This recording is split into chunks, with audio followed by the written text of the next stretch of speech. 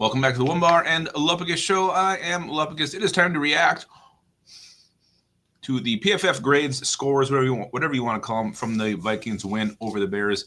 Before we do that, be sure to subscribe to the channel, like, and comment. And hell, if you got a couple extra bucks every month, become a member. We very much appreciate that. Again, PFF, take them for what you will. I just like to compare it to how we saw the game, see if we saw it the same way. Sometimes we agree.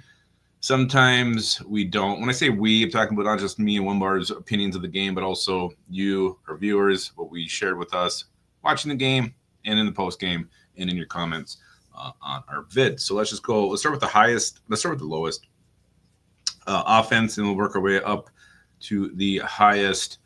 We'll go lowest offense, lowest defense, highest offense.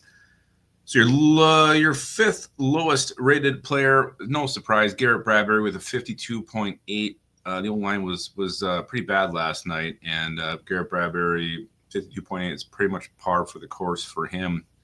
It's just kind of what you get with Garrett Bradbury. We're all used to it. We all expect it. No surprises. Totally agree with that number that PFF gave him. Number 4 was Jalen Naylor with a 52.2. I think he had a catch. I didn't see him have a drop. Maybe he didn't block well. I don't know why they were so hard on Jalen Naylor, but 52.2, I mean, whatever. It's Jalen Naylor. That's probably what he gets every week. Cam Robinson, I'm a little bit surprised in this one that he came in third from the bottom, not dead last. I thought he had the worst game of probably anybody yesterday. 49.0. He had like 4 or 5 penalties. He was beaten a couple times. He's been good, and I'm still happy we got him here. And I'm thankful for the trade that Kwesi made. But 49.0, that's generous, PFF. That's generous. I would have gone lower on him. CJ Ham, who is no friend to PFF, got a 46.6. I see him in there blocking, and I just don't ever see it working well. I don't know. Again, love CJ Ham. Love what he does for the community up here in the Northland. But when he's on the field, I'm just not seeing him really help this team and help this offense very much. Your lowest graded offensive player was Blake Brandel with a 42.3. Again, he's rolling on the turf. He's getting beat. He's getting blown up. He's missing blocks. He's getting flagged. He started out good. He fell off a cliff since then. Blake Brandel, 42.3. Yeah, I mean, I would have put him probably 2 and Cam Robinson 1. But again, I can't argue too much with these grades that PFF have given out for our lowest graded offensive players. Let's jump over to the defensive side of the football. And your fifth lowest rated defensive player was Patrick Jones, the second, 55.3. He was close on a couple ones. He almost sacked Caleb Williams at one time. He was just running around like a chicken with its head cut off. He couldn't quite catch him. A little bit frustrating there watching him not seal the deal, not finish. I expect Pac Jones to always finish, and he couldn't do it last night. So 55.3, I probably put it a little bit on the lower side. Harrison Phillips, who I think had like a 29 last week, bounces back to be the 4th lowest graded defensive player with a 53.4. The Bears were having some success with the run game early in this thing, and I'm a little concerned moving forward as we get to the playoffs how much of an issue that becomes. But 53.4, better than last week. We need to take that up a couple notches against the Seahawks this Sunday. Andrew Van Ginkel with a 48.9. He's been close. He has been a little bit quiet too lately.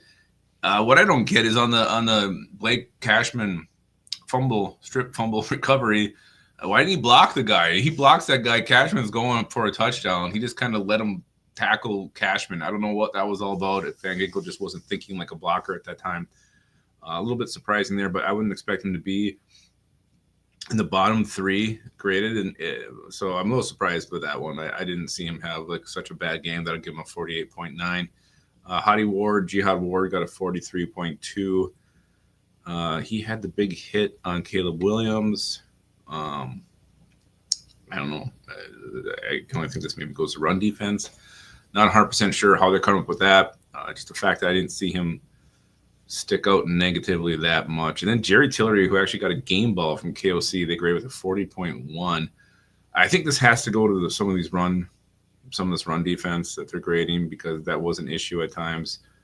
And if that's it, then it does make a little bit of sense. But I don't know. Jerry Tillery got a game ball, so I think he would have been higher than a 40.1 if I was grading him. All right, let's go to the top 5, starting with your 5th highest graded defensive player, Fabian Moreau with a 68.1. Onebar missed the first half of the game, then came in and said, "How's Fabian doing?" So I haven't heard his name called. So, like a lineman, if a cornerback name isn't being called, it means you're not getting held, you're not getting beat, also not making any big plays either, but it's mostly good. So Fabian Moreau with a 68.1. He's actually fielding quite well for Stephon Gilmore overall. A couple hiccups early, but, Gilmore should be coming back. So I think Fabian Moreau, we should all give him a job well done. Job well done for Fabe. Jonathan Grenard with a 69.1. Are you shitting me? The dude had the big strip sack. He was held a bunch of times, almost hit home. He had some plays in the run game. That to me is way too low. I would put that at about 89.1. Grenard was a beast. Dallas Turner with a 71.2 is your 3rd highest rated defensive player. Turner, I thought, had a great game. He had the sack. He was playing with some fire. He jumped off the turf on that sack. It was a crazy play. I loved what I saw from Dallas Turner last night. That would have gone a little bit higher than a 71.2. Jalen Redmond with a 79.2. Well done, Jalen Redmond. He's in the concussion protocol. I really hope he clears and is able to play this Sunday. I love having that bowling ball out there causing ruckus on the D line.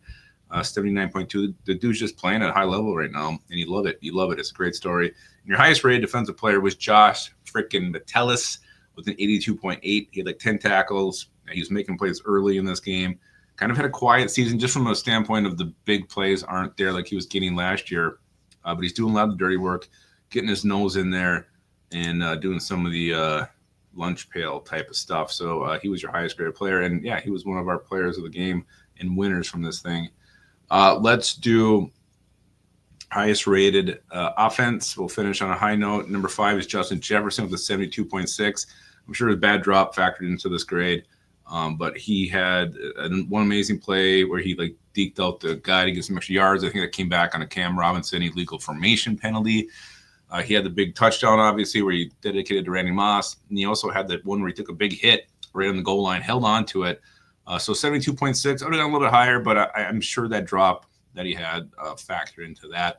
Aaron Jones, who had over 100 total combined yards, 73.5. Again, I would have gone a little bit higher. I don't really remember him doing anything bad. A couple times he was stuffed, but I don't know if that's his fault. So I would have gone higher for Jones. That to me, I mean, the ranking's fine, but the grade should be higher. T.J. Hawkinson with a 79.2. A couple nice first down grabs. I think he had 5 catches for about 50-something yards. Still want to see Hawk get in the end zone. The fact he has not been able to do that is starting to get a little bit frustrating. I just want to see him score so badly. Number 2 is Josh Oliver with a 79.6. The run game was going well. I know he helped out in that. It was nice having him back on the field. He had the one catch. So 79.6. It's a little higher grade than I would have thought, but I didn't think he played poorly. Your highest rated offensive player, according to PFF in the Bears game, is Johnny frickin' Munt. Johnny Munt with an 82.1. Huh. That's a little mind-boggling. 82.1. Weird. Sam Darnold didn't make the 5 lowest. I thought maybe he could have been at 5. It wasn't his best game. It wasn't his worst game, but the interceptions, some bad throws, and he had a quarterback rating like in the 74.1. So I wouldn't have been surprised he would have squeezed in there. So anyway, that's it. Those are your highest rated and highest rated and lowest graded offensive and defensive players from the Bears game. The Bears victory going to 12-2 your Minnesota Vikings. Overall, I agree with a lot of these grades. Some of them are a little bit head scratching and some are just dumb. But that's what you get every week with PFF. I don't know their scale. They won't tell anybody. It's like the recipe to Coke. No one really knows what it is. But let me know in the comments what you think. And I guess the more important thing is to keep your skull in your hole.